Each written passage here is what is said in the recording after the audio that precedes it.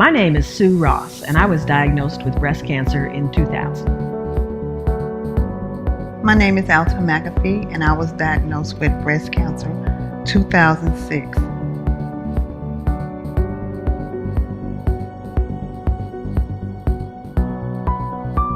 My name is Charlisa Jeter. I was diagnosed with breast cancer in September 2016. My name is Day Yolanda Lowry. I was diagnosed with DCIS stage 0 breast cancer in 2013. My name is Kimberly Labat. I was diagnosed with breast cancer in June of 2017.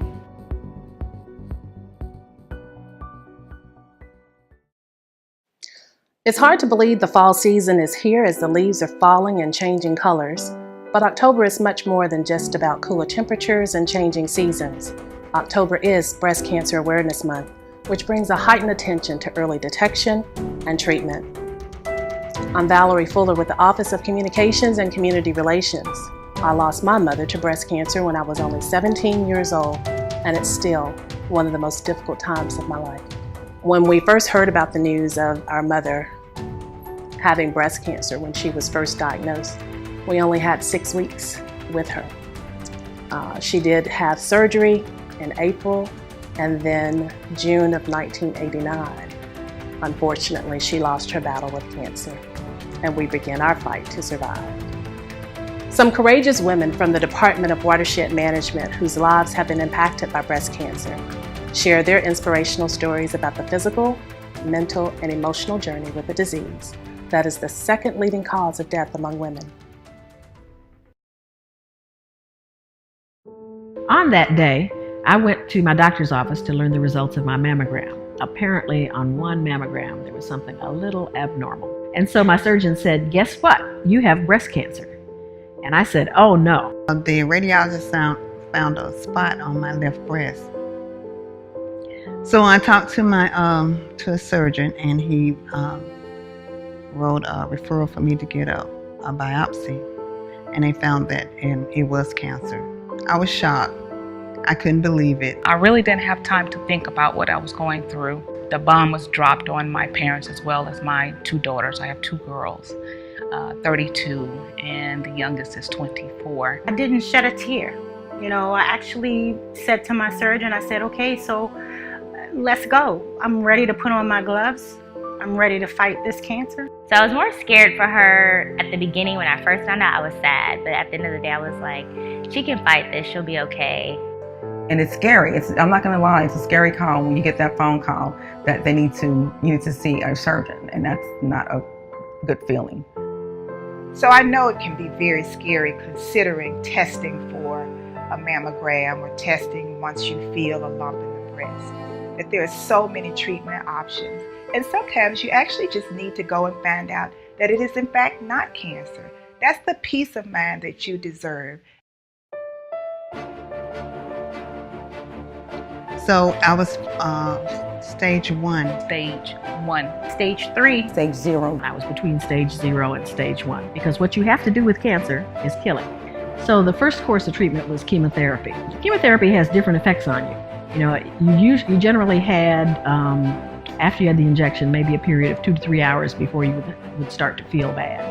So if I needed to go to the store or pick up something, I'd do that. And I got it out. It was small, so it hadn't spread it anywhere. So after that, I had my therapy with chemo, radiation, and oral. Had the worst aggressive type of chemo. 3 days or 4 days I was down. Didn't have energy to eat, drink. Had swelling of the tongue. Didn't want food. Lost a lot of weight. DCIS stands for ductal carcinoma in stew. That means that the cells were inside of my milk ducts, and it was not invasive. My doctor did do he did 2 lumpectomies, and I had 3 surgeries within a month.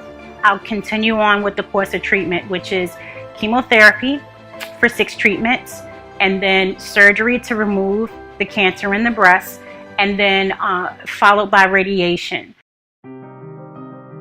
I have the greatest husband. He was right there throughout. He took off work, took me to and from my treatments for a month. It's just the inspiration that helped.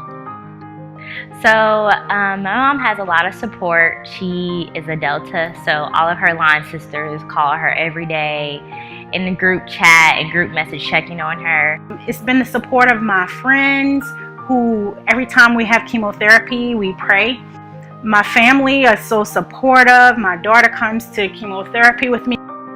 The main thing is that your support group provides you with the comfort and assistance you need during this time. There are many support groups in the Atlanta area, Sisters by Choice, which was founded by Dr. Rodsbert Phillips Reed, and that operates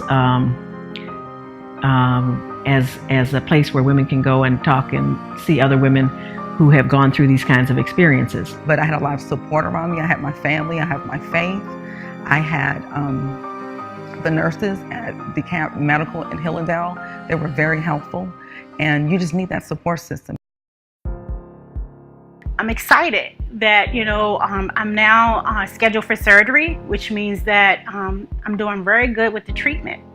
And which means that once they remove the cancer in the breast and cancer in the lymph node, then they expect a total recovery. My prognosis now, I just recently had my survivorship, and I am doing very well right now. I'm looking forward to having my port taken out, hopefully in November, and enjoy the rest of my life moving fast forward as fast as I can. It's very important that you get screened, you get checked, and do a self-breast check every single month. I still do that. One of my physicians told me that, I would have to one day just stop eating meat. So I'm in the process right now trying to do that. It's kind of hard, but it's okay. Mammograms are generally started somewhere between 35 and 40 years of age, depending on the risk of the individual. After 40, we usually recommend that is done on an annual basis. I'm not going to play Russian roulette with my life. My life is too important. Whatever you do, get your mammogram. It can't cause cancer. You need to get tested. Sooner, the better. According to the American Cancer Society, there will be more than 255,000 new cases of breast cancer nationwide in 2017, with nearly 8,000 in Georgia. That's why Breast Cancer Awareness Month is so important. We want these stories of hope, courage, and survival to motivate you and the ones you love to get your annual mammograms and to be sure to do monthly self-examinations. We have a fight on our hands, but we can win. I'm a warrior, 11 years strong.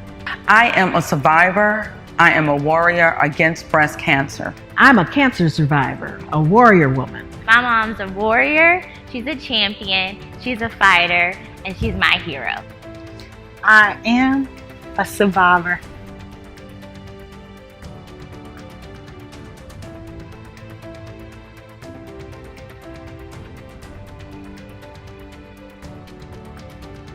And throughout my travels, I received this book, and it's called What Cancer Cannot Do, from a lady that I met that had cancer last year also.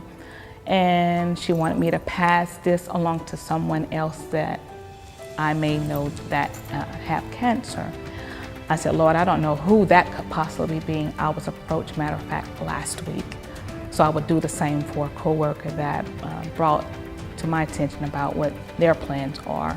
But it is good to exercise. It's good to walk, like if you go to the mall, park far away, don't park right by the door. Chemotherapy is in these big needles. And there was one that was a great big needle that filled with red stuff that was going, that you knew would soon be going into your body, and the other one was a small white tube.